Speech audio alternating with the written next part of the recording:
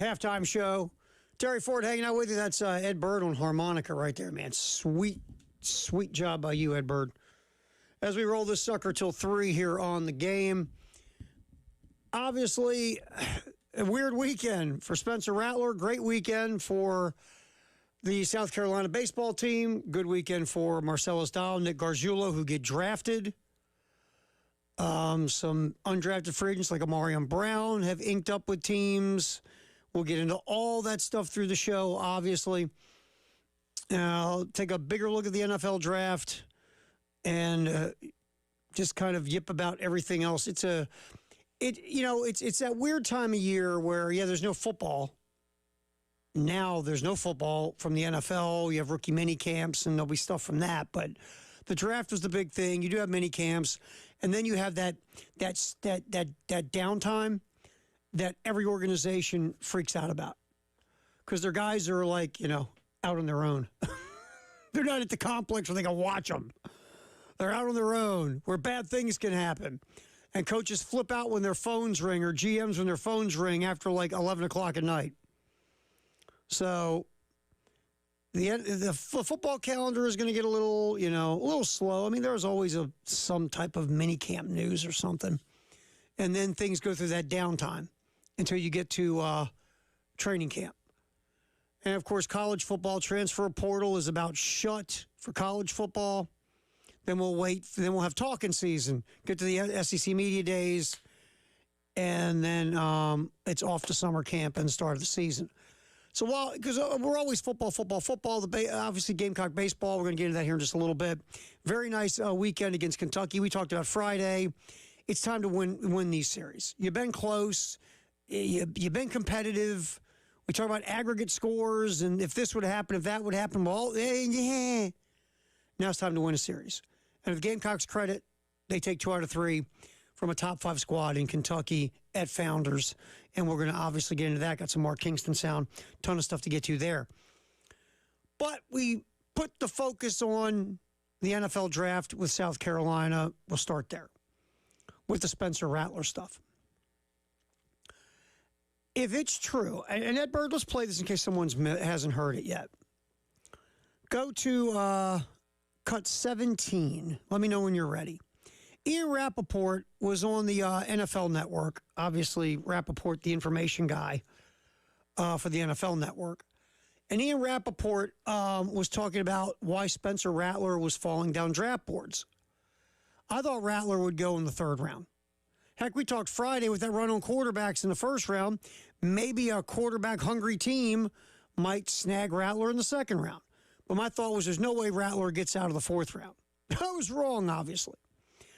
But Ian Rappaport had this to say about why Rattler hadn't been drafted yet as day 2 was going along. Hit it, Ed. Richard, that is some of the issue. The ceiling for Spencer Rattler, teams really wondered, can this guy be a long-time or even short-time starter? Is he going to be a career backup? I want to go through some of the teams that did work and visited with him who might have a needed backup quarterback. Texans, Seahawks, Colts, of course, have Flacco. Giants did not end up taking the quarterback. The Raiders, of course, did not. The Packers as well. But I want to mention something in addition to this. And this is kind of weird to say, honestly. Spencer Rattler did a reality show in high school. It's called QB1 Beyond the Lights. It did not make him look great. And it is unbelievable how many different teams mentioned to me the image of him in that show and how they can't get it out of their heads, which I think would be a public service announcement to all 17-year-olds. It is fascinating as teams weigh whether or not to draft him. I feel like that's a load of fertilizer.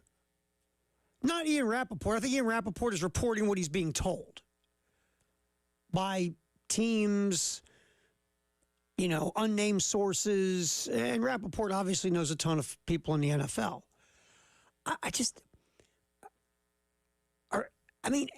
The draft is like such a big deal. And you have people hired who are making a lot of money and a lot of budgets being spent by NFL teams to watch all the tape and to do interviews and do due diligence and leave no stone unturned on all these guys, right? It's a lot of dudes. I get it.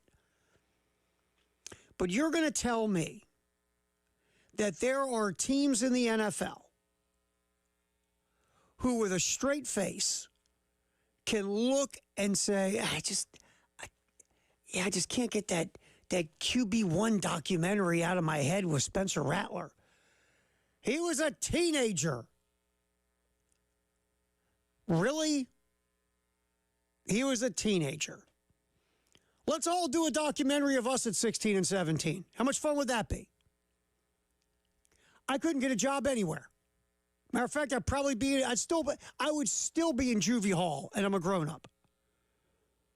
I'd have been in a work camp somewhere. So I have a hard time believing that the NFL, which puts so much importance on finding cheap, controllable talent on rookie contracts, would not want to draft a guy based on a documentary he did when he was a teenager. Smell that? That just smells weird to me. If that is true, and people just aren't saying that to Ian Rappaport or other information guys, man, that's bleeping lazy. And it's silly and it's asinine and it's ridiculous. Because, again, if me, with my low intellect, can sit here and say, wow, you're really going to judge a dude in his 20s on what he did when he was 17? The smart people in the NFL wouldn't do that. Right? It's just very weird. It just is. And again, that could be it. There could be something else we'll never hear. I don't know. It's just really strange to me that people whose livelihood, who get paid pretty good money to scout players, would hold a documentary that is, 5-6 years old against a dude they're evaluating for the NFL draft. But hey, it's okay to draft Lawrence Phillips in the first round. He decided to clean the stairs of his apartment building in Lincoln, Nebraska, with his girlfriend's face. That's okay. Jeffrey Simmons was drafted by the Titans. What was that, second round? After the video came out of him basically beating the heck out of some girl in a parking lot or dragging her around by the hair or assaulting a girl. Draft him in the second round. But Spencer Rattler had a documentary 6 years ago where he looked like an egomaniac, and he's going to fall down draft boards for that. You can assault people. You can commit felonies. We'll still draft you in the first couple rounds. But, hey, don't look like a teenage egomaniac. That's going to put you down the draft board. That just does not compute to me. So if that is the true case, that the NFL was evaluating Spencer Rattler with that documentary, that is beyond ridiculous to me. It just is.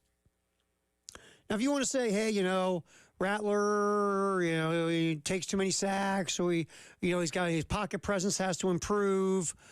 He has great arm talent, but his decision-making sometimes makes us cautious and nervous to draft him. We don't like his headband. I mean, whatever. If you want to talk about that stuff, that's fine. I still think that's a third or fourth round quarterback with the arm talent that Rattler has and the fact that he did improve from year 1 to year 2 at South Carolina. He took the coaching from Dow Loggins. He cut out some of the things in his game we saw that were a problem in year 1. He's very coachable. He was team captain both years, voted on by his peers. We saw him here. He was on Garnet Trust multiple times with Wes and Chris and Tyler. He was great. We had him in here, cutting commercials for NIL, Garnet Trust. He was great. Saw him with people who recognized him and talked to him. He was great. Everything we heard from the football complex was great. Nothing about the 17-year-old kid in the documentary.